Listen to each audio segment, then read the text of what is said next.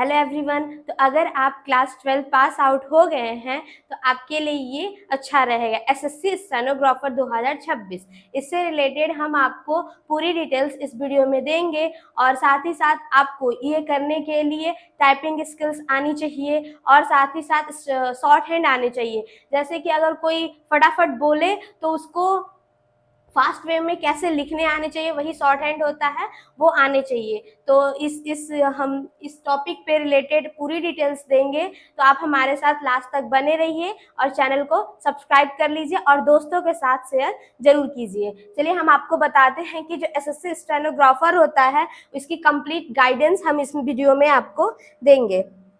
ये जो what is SSC stenographer, stenographer होता क्या है, तो वही अभी हम आपको बताएं कि स्टेनोग्राफर जो होता है कंडक्ट एसएससी कराता है। और ये होता क्या है, तो इसमें टाइपिंग करनी होती है और टाइपिंग करके और उसको कंप्यूटर से डॉक्यूमेंट बनाना होता है, बस यही काम होता है। Grade and grade C post होते हैं, सेंट्रल गवर्नमेंट जॉब होते हैं, मिनिस्टर एंड डिपार्टमेंट्स होते हैं। और क्या what does a stenographer do, करते क्या हैं, तो इट टेक्स अ डिक्टेशन, जैसे कि हम शॉर्ट हैंड में डिक्टेशन करेंगे और convert short hand into text, ऐसे करते। फिर प्रिपेयर्स ऑफिशियल डॉक्यूमेंट्स, टेक्स्ट जब कर देते हैं तो उसको कंप्यूटर से प्रिपेयर करते हैं डॉक्यूमेंट्स में। Maintains office records, assist senior officers, ये सारे वो वर्क करते हैं स्टेनोग्राफर। ग्रेड सी होता है एक और एक ग्रेड डी होता है। ग्रेड सी में क्या होता है, तो ग्रेड सी इससे हायर पोस्ट है, तो ग्रेड सी में हायर सैलरी होती है, मोर रिस्पॉन्सिबिलिटीज होती है, इससे ज्यादा बेटर प्रमोशन के भी चांसेस ज्यादा होते हैं। ग्रेड डी में क्या होता है, एंट्री लेवल होता है और गुड कैरियर गुड होता है ग्रोथ करने के लिए। एलिजिबिलिटी क्राइटेरिया क्या है, तो 12th पास आउट होने चाहिए, इंडियन सिटीजन होने चाहिए, male and female both eligible, दोनों लोग एलिजिबल हैं।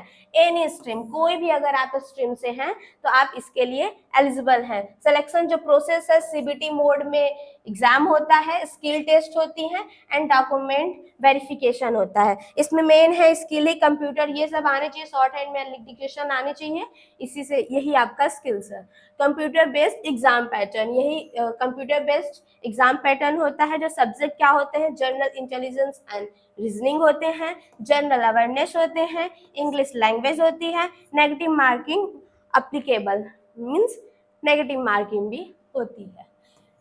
डिटेल सिलेबस के अंडर क्या आते हैं, इंग्लिश में, रीजनिंग में, जनरल अवेयरनेस में क्या क्या है, तो इंग्लिश में grammar, vocab, comprehensions, error detections, reasoning में analogy, coding decoding, blood relation series, ये सब टॉपिक से ज्यादा क्वेश्चन आते हैं। जनरल अवेयरनेस में current affairs, history, geography and polity से क्वेश्चंस आते हैं। Short hand test, short hand पहले एक स्किल टेस्ट होता है, शॉर्ट हैंड टेस्ट होगा। ग्रेड सी में इंग्लिश और हिंदी जो होते, English 100 WPM and Hindi 80 WPM। Grade D में इंग्लिश में ये है और हिंदी में ये है। सैलरी क्या होती है grade C and grade D से रिलेटेड, तो पे लेवल 6 होता है, इसमें पे लेवल 4 होता है। अभी हम आपको बताए हैं कि ग्रेड सी इससे ज्यादा पावरफुल होता है। एक्स्ट्रा बेनिफिट्स है, डीए है, एचआरए है, टीए एंड मेडिकल बेनिफिट्स है। जॉब प्रोफाइल क्या है, तो official, note taking, file management, typing work and office administration. Posting departments, कहाँ कहाँ आपका पोस्टिंग हो सकता है, तो इस एरिया में आपका इस हो सकता है posting.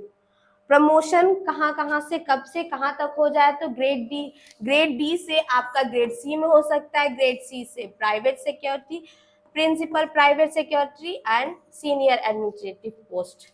Y choose SSC stenographer, हमें क्यों चूज करना चाहिए, क्योंकि जॉब सिक्योरिटी है, गुड सैलरी है और तो और सेंट्रल गवर्नमेंट जॉब भी है, प्रमोशन अपॉर्चुनिटी ज्यादा होती है एंड वर्क लाइफ बैलेंस हो जाती है। स्ट्रेटजी आपको करने क्या है, तो स्ट्रेटजी में आपको ये रहते हैं कि जो स्किल्स है आपको जल्दी से जल्दी सीखने हैं। अगर आपको ये एसएससी स्टेनोग्राफर करने हैं तो आपको स्किल्स आनी चाहिए, अगर नहीं आती है तो आपको जल्दी से जल्दी सीखना पड़ेगा। फिर इसके लिए आप अप्लाई कर सकते हैं। तो अगर आपको वीडियो से रिलेटेड और भी कुछ जानकारी चाहिए, इससे रिलेटेड, एसएससी स्टेनोग्राफर से रिलेटेड, तो कमेंट्स में जरूर बता दीजिए। और कौन कौन इसका फॉर्म भर रहा है और कौन कौन किसको किसको ये अच्छा लगा वो भी कमेंट में जरूर बताएं और अपने दोस्तों को शेयर जरूर करें। Thank you.